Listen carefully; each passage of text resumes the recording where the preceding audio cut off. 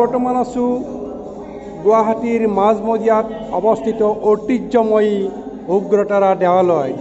উগ্ৰতাৰা দেৱালয়ত আজিৰ পৰা 3দিনীয়া কাৰ্যসূচীৰে বাসন্তী পূজা আয়োজন কৰা হৈছে আৰু এই বাসন্তী পূজা উপলক্ষে মই আমাৰ উগ্ৰতাৰা দেৱালয়ৰ জ্যেষ্ঠ দেও ভুৱনেশ্বৰ শৰ্মাৰ ওচৰত আহিছিলোঁ আৰু তেওঁ আমাক এনেদৰে কয়। দেও, আজি বাসন্তী পূজা আৰু এই বাসন্তী পূজা উপলক্ষে আপুনি পূজাৰ ভাগ আগবঢ়াইছে, পূজাখিনি আপুনি ৰাইজৰ গেটাতে ৰাইজৰ শান্তিৰ কাৰণে কৈছে। আপুনি কি ক'ব ৰাইজৰ? আজি বাসন্তী পূজা সপ্তমী বিহিত পূজা আৰম্ভ হ'ব। বৰ্তমান সপ্তমী পূজা আৰম্ভ হৈ আছে। এই সপ্তমী পূজাটোত আমি 3দিনীয়া কাৰ্যসূচীৰে আৰম্ভ কৰিছোঁ। সপ্তমী, অষ্টমী, নৱমী এই 3দিন কাৰ্যসূচীৰে আমি পূজা আগবঢ়াবলৈ আশা কৰিছোঁ। এইটো প্ৰথমতে কৰিছিল সুৰথ ৰজাই। এই সুৰথ ৰজাৰ দিনৰ পৰা এই বাসন্তী পূজাটো চলি আহি আছে আৰু সেই মৰ্মে আমি ইয়াতে উগ্ৰতাৰা দেৱালয়ত বৰ্তমান আজিৰে পৰা 3দিনীয়া কাৰ্যসূচীৰে বাসন্তী পূজা উদযাপন কৰিবলৈ আৰম্ভ কৰিছোঁ। এতিয়া বৰ্তমান সপ্তমী বিহিত পূজা আৰম্ভ হৈছে আৰু এই সপ্তমী পূজাৰ বিহিতত মই চণ্ডী পাঠ আৰম্ভ কৰিম। চণ্ডী পাঠৰ পিছত আকৌ বিশেষ কি কাৰ্যসূচী আছে আজিৰ দিনটোত? চণ্ডী পাঠৰ পিছত ভগৱতীৰ ভোগ লগা হ'ব। ভোগ লগোৱাৰ পিছত ৰাইজক ভোগ বিতৰণ কৰা হ'ব। আজিৰ কাৰ্যসূচী তাৰমানে ইমানতে সামৰা হ'ব। তাৰপিছত অহা কালিলৈ আকৌ আপোনালোকৰ কালিলৈ আকৌ এই নতুনকৈ পূজা আৰম্ভ হ'ব। ভগৱতীৰ পূজা আৰম্ভ হ'ব। আৰম্ভ হোৱাৰ পিছতে তাত ৰাইজে পৰা বলিদান হ'ব, ছাগলী বলিদান আদি হ'ব, ভোগ উৎসৰ্গা হ'ব, পূজা হ'ব। তাৰপিছতে যেতিয়া তাৰ পিছত ভোগ বিতৰণ কৰা হ'ব ৰাইজক। আৰু অহাকালিৰ পিছত পৰহি অন্তিম আৰু সেইদিনা পৰহি দিনা সেই একেই ছিষ্টেম, একেই নিয়মেই চলি থাকিব। 10টা বজাৰ পৰা পূজা আৰম্ভ হ'ব আৰু 2টা-2:30 বজাত পূজা শেষ হ'ব। ভগৱতীৰ ভোগ লগাব। তাৰপিছত ভক্তপ্ৰাণ ৰাইজক ভোগ বিলাই দিব। এনে এই ভক্তপ্ৰাণ ৰাইজ ক'ৰ পৰা আহে আপোনালোকে জনামতে? ক'ৰ পৰা ভক্তপ্ৰাণ ৰাইজসকল ইয়ালৈ আহে?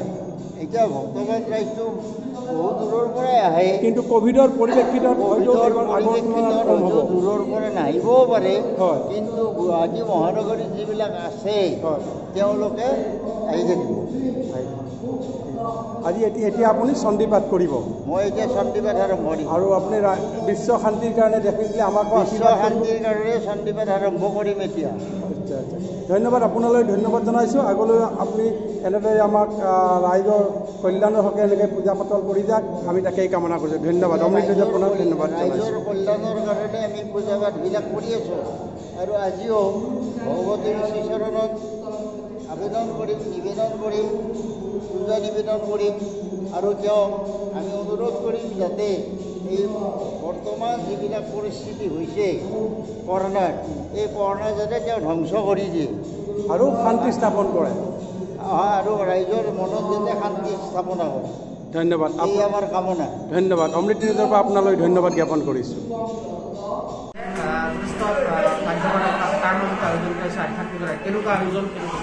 পোনপ্ৰথমেই মই আদ্যশক্তি মা মহামায়া বাসন্তী দেৱী বা দুৰ্গা এটা ৰূপ প্ৰাৰ্থনা জনাইছোঁ সমগ্ৰ বিশ্ববাসীক আজিৰ দিনটোৰ পৰা যাতে সি এটা ভয়ংকৰ পেণ্ডেমিক বা অতিমাৰীৰ যিটো COVID-19 এটা মানে কি বুলি ক'ম ভয়াৱহ ভয়ংকৰ পৰিস্থিতিৰ সৃষ্টি কৰি পৰিস্থিতিৰ পৰা উদ্ধাৰ কৰাৰ বাবে আদ্যশক্তি মা মহামায়াই যাতে সকলোকে উদ্ধাৰ কৰে আৰু যিসকল চিকিৎসা বিজ্ঞানী হওক বা অভিযন্তা বিজ্ঞানী বা অন্যান্য বিশিষ্ট ব্যক্তিসকলে কোভিড যোদ্ধা হিচাপে কাম কৰি আছে তেখেতসকলক যাতে সাহস দিয়ে যাতে সৰ্বসাধাৰণ ৰাইজক ইয়াৰ পৰা পৰিত্ৰাণ কৰা হয়। পোনপ্ৰথমেই মই ঐতিহ্যমণ্ডিত মা আদ্যশক্তি মহামায়া সতীৰ অন্যতম শক্তিপীঠ নাভিমণ্ডল খ্যাত বিশিষ্ট মানে সিদ্ধিলাভ কৰিছে মহাদেৱৰ প্ৰতিষ্ঠা কৰি শ্ৰী উগ্ৰতাৰা দেৱালয়ৰ পৰা মই এটা কথা ক'ব বিচাৰোঁ। আমি প্ৰতি বছৰে বাৰ্ষিক শ্ৰী বাসন্তী দেৱী পূজা ইয়াত অনুষ্ঠিত কৰি আহিছোঁ আৰু আচলতে দুৰ্গা পূজাৰ যি মাহাত্য যদি আমি চাওঁ আচল দুৰ্গা পূজা এইখনেই।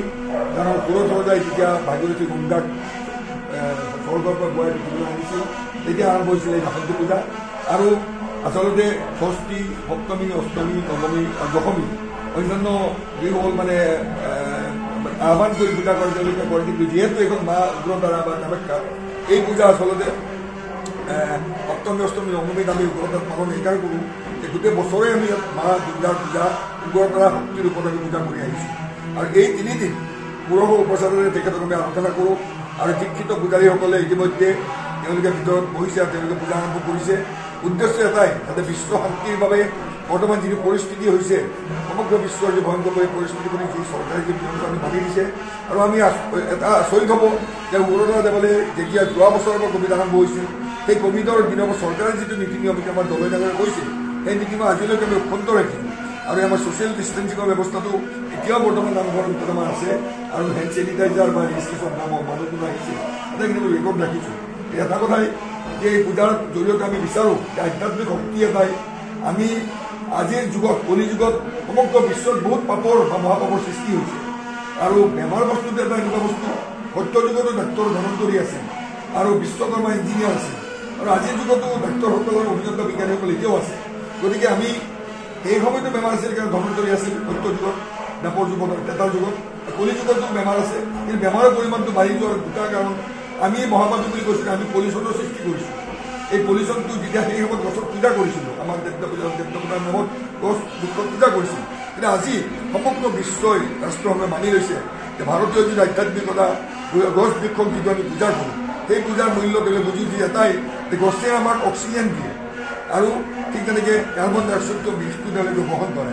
গতিকে আমি আজি আশা ৰাখিছোঁ মা মহামায়াৰ যি পূজা আমি অৰ্চনা কৰিছোঁ, যদিও আমি আড়ম্বৰপূৰ্ণভাৱে কৰা নাই, অনাড়ম্বৰভাৱে কৰিছোঁ, তথাপি সমগ্ৰ ৰাইজ, সমগ্ৰ দেশ, সমগ্ৰ বিশ্বৰ জনগণ, মানৱ জাতি, পক্ষীকুল, পশুকুলৰ, বৃক্ষকুলৰ আমি প্ৰাকৃতিক যি আজি দেশটো বা ধ্বংস হৈ গৈ আছে, এই ধ্বংসৰ পৰা যাতে ৰাইজক বচাই তোলে। আৰু COVID-19ৰ ক্ষেত্ৰত মই আৰু এটা কথা কওঁ, সমগ্ৰ ৰাইজে দেৱদেৱালয়তে হওক, গীৰ্জাতে মছজিদত য'তে গৈছে, সকলোৱে যে ছ'চিয়েল ডিষ্টেঞ্চিঙে হওক বা অন্যান্য কামত তেওঁলোকে যিখিনি যাব তেতিয়া নিয়ম কানুন মানি চলক, আৰু চৰকাৰৰ যিটো প্ৰট'কল আমি সম্পূৰ্ণভাৱে মানি চলিম। আৰু পুনৰ মই সকলো ৰাইজলৈকে, দেশবাসী, বিশ্ববাসীলৈ শ্ৰী উগ্ৰতাৰা দেৱালয় বাসন্তী পূজা উপলক্ষে শুভেচ্ছা জ্ঞাপন কৰিম। ধন্যবাদ। উগ্ৰতাৰা দেৱালয়ত প্ৰতিবাৰৰ দৰে এইবাৰো তিনিদিনীয়াকৈ বাসন্তী পূজা আৰম্ভ হৈছে। এই ক্ষেত্ৰত আপুনি কি ক'ব? হয়, চাওক, আমি প্ৰতি বছৰে বাসন্তী পূজা কৰোঁ। যোৱাবাৰ COVID-19ৰ কাৰণে আমাৰ বাসন্তী পূজা নহ'ল।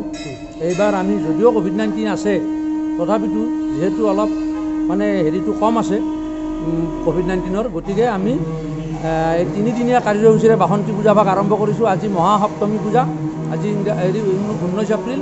এই সপ্তমী পূজাত মাৰ পূজা ভাগ চলি আছে, আপোনালোকে দেখিছে। যাত্ৰীও যদিও সেমেকা, 2-এটাকৈ যাত্ৰী আহি আছে। গতিকে ইয়াৰ পিছত অহাকালি অষ্টমী পূজা হ'ব। অষ্টমী পূজাৰ পিছত নেক্সট দিনা অৰ্থাৎ 21 তাৰিখে আপোনাৰ মহানৱমী পূজা হ'ব।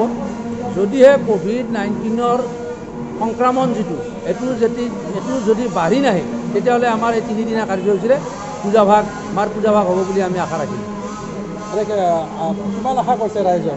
ভক্তপ্ৰাণ ৰাইজ আহিব বুলি চাওক, পূজাতটো পোৱা টান, তথাপিতো আমি ক'ভিড প্ৰট'কল মানি চলি আমি যিখিনি পাৰোঁ, যাত্ৰীৰ যিটো সমাগম যদি আমি দেখা পাওঁ যে বেছি হয়, তেতিয়াহ'লে ছ'চিয়েল ডিষ্টেঞ্চিং আৰু লগতে দেখিছে আমি চেনিটাইজাৰৰ ব্যৱস্থা কৰিছোঁ আৰু মাস্ক পৰিধান কৰিবলৈ আমি প্ৰত্যেক যাত্ৰীকে কৈছোঁ। গতিকে তেখেতসকলক এইটো অনুৰোধ ৰাখিম যদিহে যাত্ৰীৰ সংখ্যা বেছি হয়। আজি বাসন্তী পূজা স্পেচিয়েল কিবা প্ৰগ্ৰাম আছে নেকি আপোনালোকৰ? স্পেচিয়েল আমাৰ একো নাই। আমাৰ পূজাৰ মাৰ বন্দনা গোৱাৰ কাৰণে ওজাপালিটো আনিছোঁ, বেলেগ আমাৰ একো নাই। আচ্ছা আচ্ছা, ওজাপালি আছে। এয়া আছিল আপোনাৰ উগ্ৰতাৰা দেৱালয়ৰ দলৈ পৰমেশ্বৰ শৰ্মা, আৰু তেওঁ আমাক ৰাইজৰ জেতাতে এইখিনি জনালে। ধন্যবাদ। বাসন্তী পূজা, উগ্ৰতাৰা দেৱালয়ত 3দিনীয়া কাৰ্যসূচীৰে বাসন্তী পূজা আৰম্ভ হৈছে। এই ক্ষেত্ৰত আপুনি কি ক'ব? মই ইয়াৰ উজান বজাৰ অঞ্চলৰ মধ্যস্থ ঠাই ৰজাশিলত আমাৰ যি উগ্ৰতাৰা দেৱালয় উপস্থিত, তাত আজিৰ পৰা বাসন্তী দেৱীৰ পূজা অৰ্চনা আৰম্ভ হৈছে। আৰু এই অনুষ্ঠান 3দিনীয়া কাৰ্যসূচীৰে তেওঁ চলাই দিব। গতিকে এই পূজাখন যাতে সকলো ফালৰ পৰাই মানুহে সহজ সহযোগ কৰি পূজাখন চলাই নিব পাৰে তাকে মই কামনাৰে জয় হয় মই ইয়াতে এনে ভক্তপ্ৰাণ ৰাইজ কিমান আহিছে এতিয়ালৈ? ভক্তপ্ৰাণ ৰাইজ বৰ্তমানলৈ বেছি অহা নাই। কোভিডৰ পৰিপ্ৰেক্ষিতত অলপ কমিছে, তৎসত্ত্বেও আগলৈ আহিব যেন অনুমান 3 দিনীয়া কাৰ্যসূচী আহিব বুলি আশা কৰি আছোঁ। হয়, আজি উগ্ৰতৰা দেৱালয়ৰ বাসন্তী পূজা আজিৰ পৰা 3 দিনীয়া কাৰ্যসূচীৰে বাসন্তী পূজা উগ্ৰতৰা দেৱালয়ত আৰম্ভ হৈছে। এই ক্ষেত্ৰত আপুনি যিহেতু এজন বৰদেউৰী হয়, এই ক্ষেত্ৰত আপুনি কি ক'ব?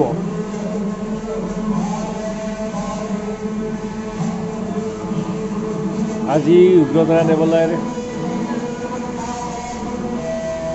অনুষ্ঠিত হোৱা বাসন্তী পূজাৰ আজি সপ্তমী পূজা। এই উপলক্ষে ৰাতিপুৱাৰ পৰা ৰাজযজ্ঞ পূজা পাতলৰ কাম সম্পূৰ্ণৰূপে চলি আছে। যাত্ৰী সংখ্যা সদ্যহতে কম বুলিয়ে ক'ব লাগিব। পিছলৈ কি হয় নাজানো, আশা কৰোঁ দুপৰীয়াৰ ভাগত হ'ব আৰু সেয়া। ধন্যবাদ। আপুনি আজি বাসন্তী পূজা কি ক'ব? মন্দিৰতো বছৰীয়া বাসন্তী পূজা হৈয়ে থাকে। আপুনি প্ৰতিবাৰে আপুনি আহে?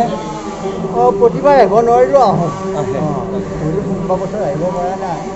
বাসন্তী পূজা উপলক্ষে আপুনি কি ক'ব?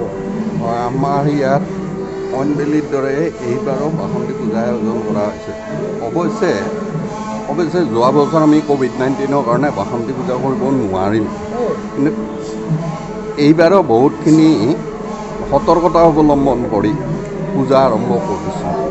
যথেষ্টখিনি সতৰ্কতা লোৱা হৈছে যাতে যাত্ৰীৰ কোনো ধৰণৰ ভিৰ নহয়, জুম নামান্দে, আৰু চেনিটাইজাৰৰ ব্যৱস্থা কৰা হৈছে, আৰু প্ৰত্যেকজন যাত্ৰী তথা পুৰোহিতকে মাস্ক পৰিধান কৰাৰ কাৰণে আহ্বান জনোৱা হৈছে। গতিকে ভাবোঁ আমি সুকলমে পূজাখন শেষ কৰিব পাৰিম। আমাৰ 3 দিনীয়াকৈ হয়, সপ্তমী, অষ্টমী, নৱমী। আজি সপ্তমী পূজা। আজি সপ্তমী পূজাত কি বিশেষ আকৰ্ষণ? বিশেষ অন্য ধৰণৰ আমাৰ কোনো বিশেষ আকৰ্ষণ নাই, কিন্তু অইনবেলিৰ দৰে এইবাৰো ওজাপালি আছে। আপোনাৰ নামটো? ওজাপালি। আপোনাৰ নামটো? মোৰ নাম দিলীপ শৰ্মা, মই দেৱালয়ৰ বৰদেউৰী। আচ্ছা, আৰু অহাকালি কি প্ৰগ্ৰাম আছে? অহাকালিও আজিৰ নিচিনাকৈ অষ্টমী পূজা হ'ব। অষ্টমী পূজাৰ অন্তিম দিনটো আপোনাৰ নৱমী? 3 দিন, অষ্টমী আৰু নৱমী আমাৰ 3 দিনীয়াকৈ হয়। 3 দিনীয়া প্ৰগ্ৰামত মানে কাৰ্যসূচী ওজাপালি আছে? ওজাপালি 3 দিনে আমাৰ ভোগ বিতৰণ আছে? ওজাপালি লাগিব আৰু ভোগ বিতৰণ হ'ব। ধন্যবাদ। ধন্যবাদ।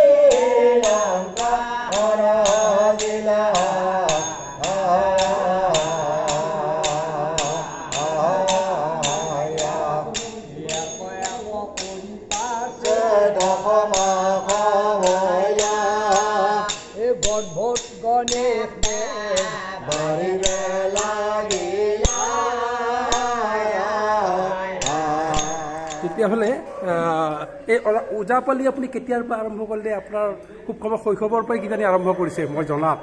আপোনাৰ ওজাপালিৰ আৰম্ভণিটো কওক। এই বৃত্তিটো ক'ব লাগিলে মোৰ মাজতে ক'ব লাগিব। হয়, কওক একদম থুলমূলকৈ আপুনি। মই আগতে মাটিৰ ঢিপৰ পৰা নাচা শিল্পী আছিলোঁ। আচ্ছা, হয়, হৈছে। মই লাষ্টত আৰ্টি জগতত বহু বছৰ 15-14 বছৰ মই এনেই বিনা পইচা আমি চখ কৰোঁতে গৈছিলোঁ। তাৰপৰা ৰাছিয়ান টাইপ হ'ল, তাৰপৰা ৰাছিয়ান টাইপত ধৰি মানে মিনি থিয়েটাৰ হ'ল, থিয়েটাৰ পালোঁ। তাৰপৰা থিয়েটাৰত যাই মই তাৰমানে নৃত্য পৰিচালক, গায়ক, অভিনেতা, অভিনয় কৰি পাইছোঁ। গোটেইখিনি বস্তুত মই শুনি চাইছোঁ।